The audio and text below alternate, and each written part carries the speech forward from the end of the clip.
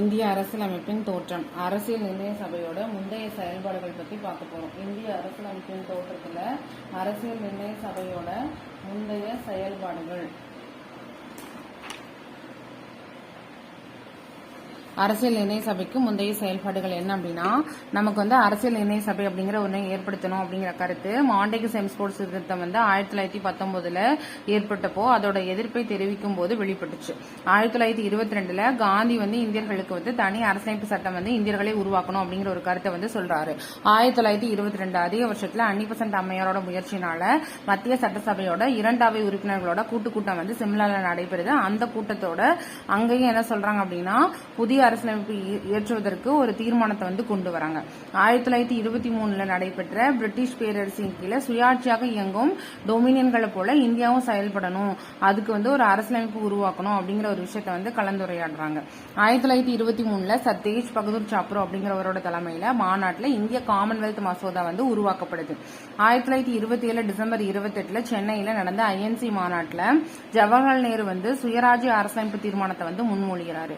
1928 August 10 அன்னைக்கு மோதிலால் நேருவோட நேர் அறிக்கை வெளியிடப்பட்டு இந்தியர்களுக்கு அரசியலமைப்பை எழுதுற திறன் இருக்கு அப்படிங்கறத பிரிட்டிஷுக்கு வெளிப்படுத்துறாங்க.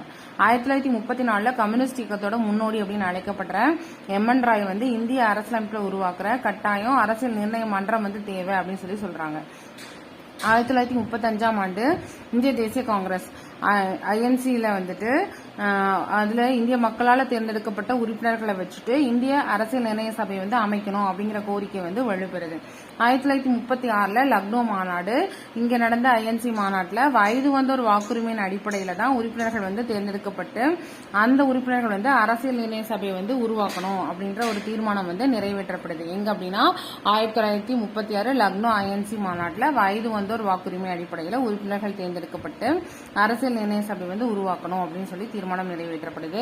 1937 ஜவஹர்லால் நேரு தலைமையில பாசிப்பூர் அப்படிங்கிற இடத்துல ஐஎன்சி மாநாடு நடக்குது. இதுல பார்த்தோம் அப்படின்னா அரசியலமைப்பு சட்டம் உருவாக்குறதுக்கான முக்கியத்துவத்தை எடுத்துரைக்கிறாங்க.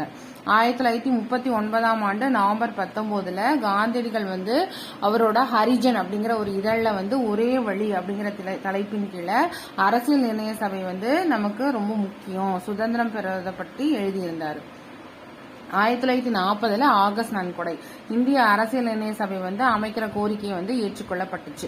1942 கிரிப்ஸ் தூதுக்குழுவோட பரிந்துரைப்படி இந்திய அரசியலமைப்பு உருவாக்கும் பணி இந்தியர்கள்ட்ட ஒப்படைக்கப்படும் அப்படின்னு சொல்லி அறிவிக்கப்படுறாங்க. 1946 அமைச்சரவை தூதுக்குழு இந்தியாவுக்கு வராங்க.